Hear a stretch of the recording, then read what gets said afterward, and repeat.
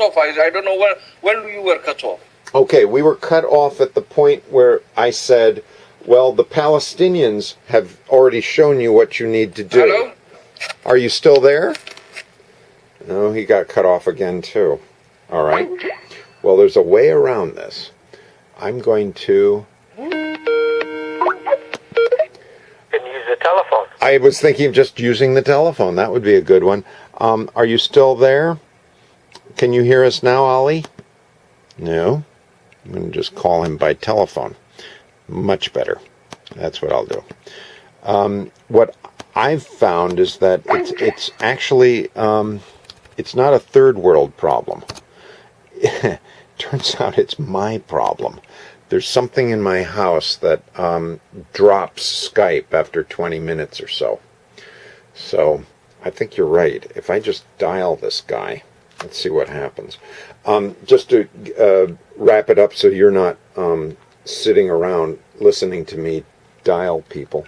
The point of this is that if we let enough people know in the United States, little $10, $20 connections, something might actually happen for, I'm not saying it would be the $40 million that Oprah Winfrey spent, Right. but $100 goes hey, look who's here. We got Ollie back.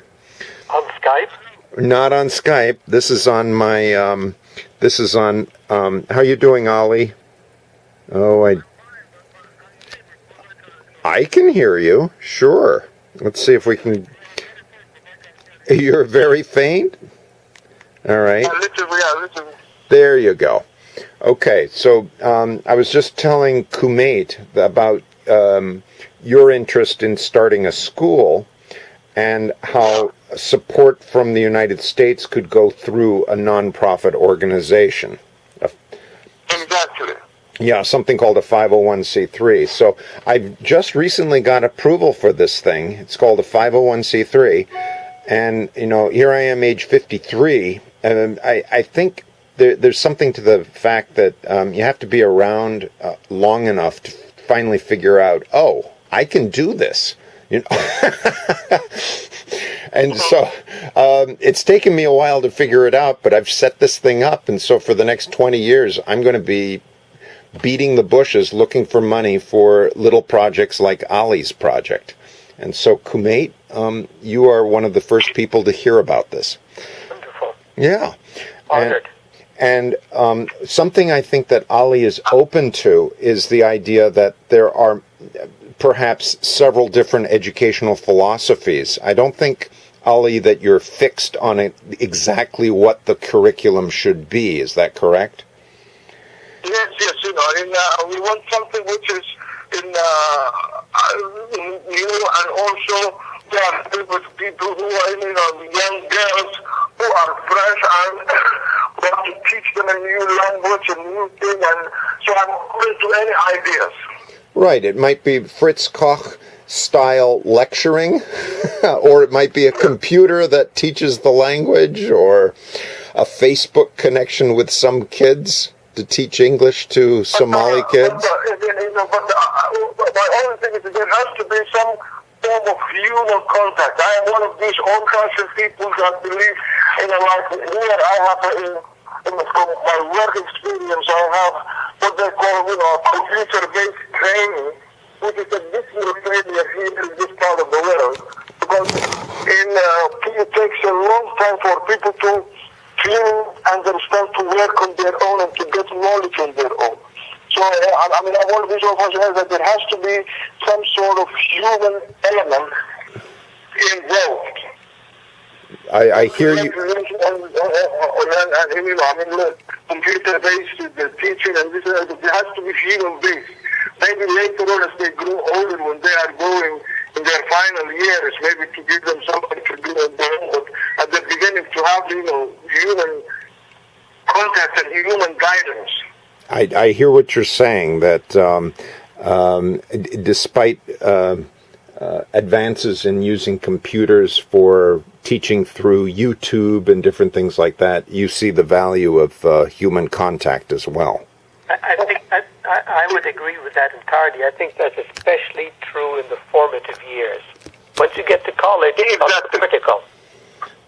Yeah, and you're going through it. You're going through it right now, Kumait, right? Yes, with my children, we keep them off television. We keep them off the computer. Not entirely. We don't have them bury their heads in the sand.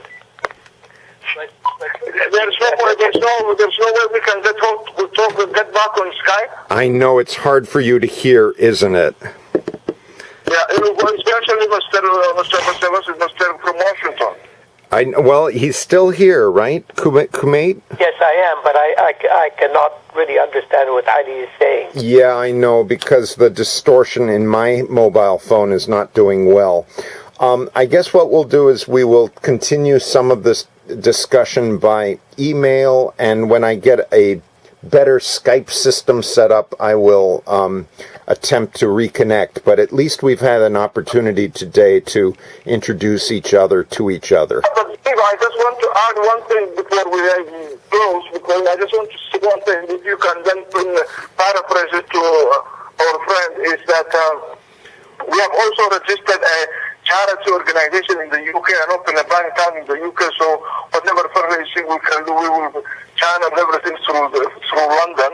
And also we have in the logo and the business plan, we will be sending it to you by email by the end of next week, because we are just it was done 3 years ago. We are just going to work it out a little bit, to make it more current. And we'll send you a soft copy of the logo and the business plan, so you can put it up on your website. And I hope that with all help, we will be able to do something together and at least get some girls educated in that part of the world. So I guess, Kumait, you got part of that he has a business plan and a logo and a UK trust that he's setting up. Okay, good. Great. Look forward to seeing you. All right. So, and I'm going to be hosting all that on my website, the 501c3 website. Great. Well, thank you very much for participating. It's a struggle even in these modern times to use something that's cheap, and that's probably the problem. We should maybe upgrade our communication system. But thank you very much for bridging the generations and keeping, some might say we're keeping the flame of JC going. And it's important. I appreciate your role in all of this. I have more to tell about Mr. Corlette at some point. Oh, good. Okay. Bye, Ali. I'm going to have to hang up. Bye. Okay, good. That was I'm ready to hear because